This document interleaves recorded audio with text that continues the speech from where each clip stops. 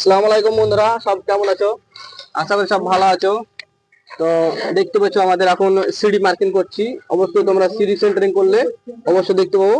এইভাবে মার্কিং গুলো তোমরা করে নেবে, কাজ খুব সূক্ষ্ম হবে, ভালো হবে। বুঝতে পারছো? সেন্টারিং করলে যে প্রবলেমটা হয়, হয়তো ঢালাই করে দিলাম, ঢালাই করার পর যে গাঁথনি গুলো হয়, গাঁথনি করতে হয়তো ধাপ মিলে না, অসুবিধা হয়, সেই সমস্যাটা হবে না।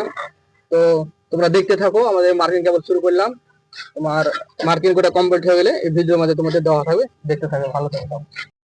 দেখো বন্ধুরা, তো আগে যখন মার্কিংটা শুরু হয়েছিল তখন তোমাদের দেখাচ্ছিলাম যে হয়তো মার্কিংটা আমাদের ওটা কমপ্লিট হয়ে গেছে।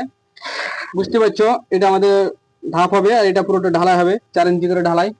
তো সেন্টারিং করার আগে অবশ্যই তোমরা মার্কিং করে নেবে, কারণ একটা সুবিধা, সেন্টারিং করে দিলে পরে দেখতে পাচ্ছ দাগ, এখানটা সেন্টার, এদিকটা সেন্টারিং হবে, যেটা ঢালাই হবে, যেটা গাঁথনি হবে, খুব সুন্দর হবে। ঢালাই করার পরে কোনো অসুবিধা হবে না বা কোনো প্রবলেম না।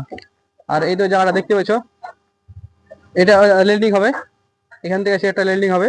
আর লেন্ডিং একটা তোমার পুরো ক্রাশ পড়ে আসবে। আর এতে এটা দেখতে পাচ্ছ একটা, এটা মিডিল আমাদের 3টা ধাপ হবে। দেখতে পাচ্ছ কত সুন্দর করে মার্কিং করা আছে। ওইটা দেখতে পাচ্ছ, ওইটা রেলিং একটা তোমার ধাপটা এখান থেকে এসে এখানে একটা ক্রাশ পড়ি, এখান থেকে পুরো প্লেন হয়ে যাওয়ার পর ওখানে একটা ক্রাশ পড়ি, ওখান থেকে তখন উপরে উপরে সেকেন্ড পাড়ি যাওয়ার জন্য ওইটা।